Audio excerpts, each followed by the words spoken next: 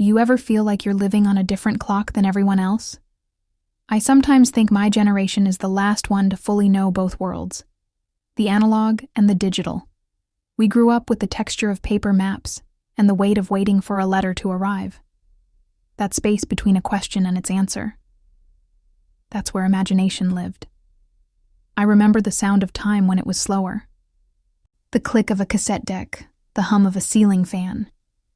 You didn't just skip songs. You listened through them because rewinding took effort. That friction gave moments a certain texture. It was a reminder that attention is a form of devotion. Then, the internet arrived. First, it was a hum in the corner of a room. Then it was a pulse in the palm of our hands. What started as a tool quickly became the atmosphere we breathed. The old rhythm of shared experience, everyone watching the same news, listening to the same radio station, it dissolved into personalized, customized feeds. We stopped living in time together and started living beside one another in our own separate streams. At first it was exhilarating, like standing in a storm of new voices. But soon, I felt an undertow, a pull toward disconnection. I'd scroll late into the night, surrounded by 1,000 opinions, yet feeling lonelier than ever. The world had never been louder, and I had never felt so unheard. This is what I started calling asynchronous living. It's not just multitasking, it's existing on staggered wavelengths. We're all physically together, but our minds are drifting through different tabs, timelines, and thoughts. We're in the same room, but we're rarely in sync.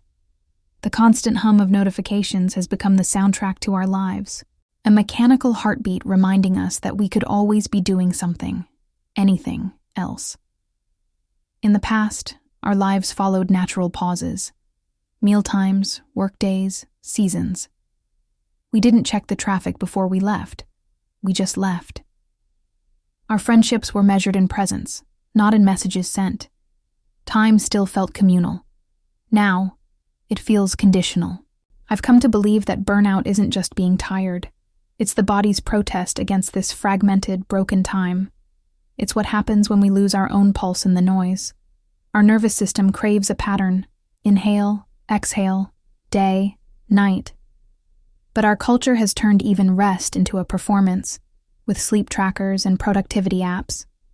We're trying to medicate exhaustion instead of questioning the system that creates it. I didn't realize how deep this went until one afternoon when everything just stopped. My phone died, my laptop froze, and a thunderstorm knocked out the Wi-Fi. For the first time in years, there was no hum. I sat by the window, watching the rain, and realized how foreign silence had become. My first feeling wasn't peace, it was panic.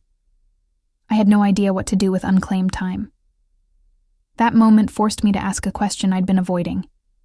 If everything is faster, are we actually getting anywhere? I think the answer is no. We've traded depth for efficiency, memory for immediacy, and community for connection. There's a quiet grief in realizing this. It's not about one big loss, but a slow erosion, like watching a coastline disappear grain by grain. Wisdom begins in wonder, but I think it also begins in slowness, in the courage to stop when everything is screaming at you to move. Now, when I feel that frantic pull of urgency, I try to remind myself that the world won't end if I step outside its tempo. I take a walk without headphones. I sit in a cafe without checking the time. Each pause is a small act of rebellion. Maybe true progress isn't about acceleration at all. Maybe it's the art of remembering how to move together again, how to find that steady human pulse beneath all the noise, and call it home. Thank you for watching. If this resonated with you, please consider liking this video and subscribing for more thoughts on finding our rhythm in a fast-paced world. See you next time.